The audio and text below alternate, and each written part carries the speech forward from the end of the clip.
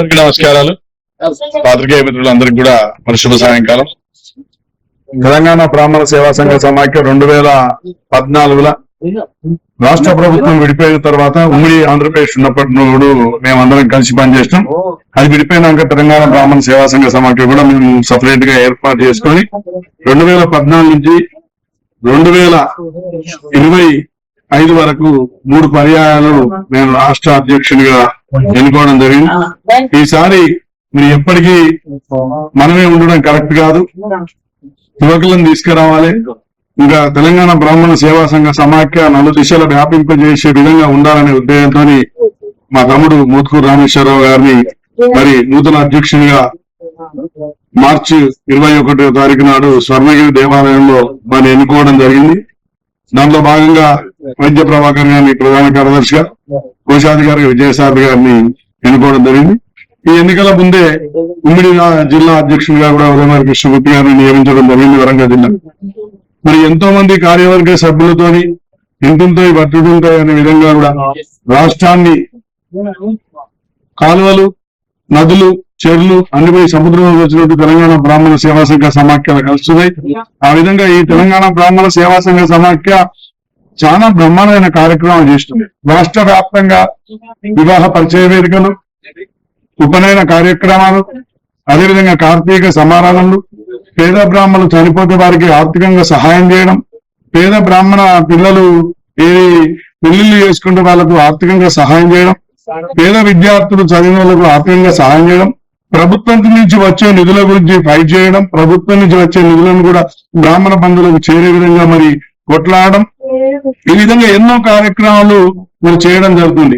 దాంట్లో భాగంగా మరి రాబోయే రోజుల్లో ఇంకా ఇంతకన్నా గొప్ప కార్యక్రమాలు నిర్వహిస్తూ ఈ తెలంగాణ బ్రాహ్మణ సేవా సంఘ సమాఖ్య అంటే రాష్ట్రంలో ఒక 4 దిశలు వ్యాపించే విధంగా ఇప్పటికే ఉంది. ఇంకా ముందు ముందు మా నూతన అధ్యక్షుడు యువకుడు మరి ఈ కార్యక్రమాన్ని చేపట్టి విజయవంతం చేసే దిశలో ఉండాలని, మరి ఇంత పెద్ద నగరంలో బ్రాహ్మణ భవనం గవర్నమెంట్ నుంచి ఇచ్చినటువంటి నిధులతోని, గవర్నమెంట్ నుంచి వచ్చిన పైసలతోని పెద్దలు ఎక్కడ కూడా భవనం లేదు. మరి రాబోయే రోజుల్లో మన మంత్రివర్యులు కొండ సురేఖ గారిని, అదేవిధంగా స్థానిక ఎమ్మెల్యే మరి మన నాయని రాజేంద్ర రెడ్డి గారిని, అదేవిధంగా ఈ గోపాలపురానికి సంబంధించినటువంటి స్థానిక శాసనసభ్యులు పెద్దలు మరి నాగరాజు గారిని, మరి రాష్ట్ర ముఖ్యమంత్రి గారిని, మా యొక్క బ్రాహ్మణ నాయకుడు మరి ఒకే ఒక మినిస్టర్ బుద్ధుల శ్రీధర్ బాబు గారిని కలిసి మరి వరంగల్ జిల్లాకు ఎకరమో 2 ఎకరాలు 3 ఎకరాలు మరి తీసుకొని బ్రాహ్మణ భవనం నిర్మించే దిశలో ఈ తెలంగాణ బ్రాహ్మణ సేవా సంఘ సమాఖ్య పనిచేస్తుందని తెలియజేస్తూ మీ అందరికీ ధన్యవాదాలు చేస్తున్నాం. థ్యాంక్ యూ, ధన్యవాదాలు. గత 10 సంవత్సరాల నుంచి తెలంగాణ బ్రాహ్మణ సేవా సంఘ సమాఖ్య అధ్యక్షుడిగా సోదరుడు గన్నంటి జయమోషవ గారు నిర్వహించారు అన్ని జిల్లాల సంఘ కార్యకర్తలతో. అదే విధంగా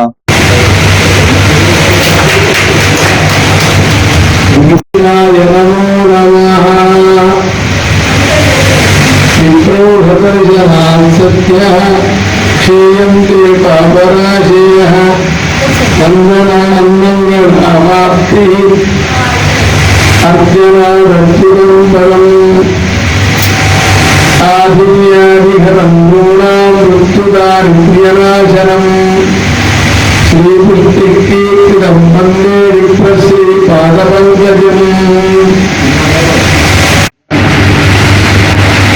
ఆఫీసర్లు ఐఏఎస్ కూడా అనుకుంటారు. బ్రాహ్మణ జాతి గొప్పతనాన్ని కీర్తిస్తూ ఒక పుస్తకం రాశారు. మా ఆర్కే గురుస్వామి రామకృష్ణ గారు అన్నీ నాకు మా భద్రకాళి అర్చక సంఘంలో పెడుతూ ఉంటాడు. అవన్నీ మనం ఎక్కడికి నుంచి తీసుకొస్తూ ఉంటాడు. గొప్పగా మాట్లాడేవాడు. ముస్లిం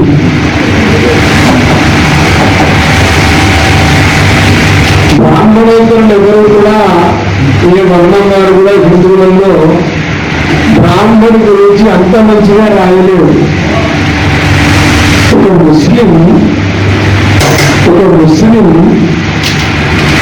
సనాతన ధర్మం నిలబడడానికి, భారతీయ సంస్కృతి నిలబడడానికి, భారత జాతికి మూలం ఈ బ్రాహ్మణ జాతి. అనుకుంటూ ఈ జాతిని కీర్తిస్తూ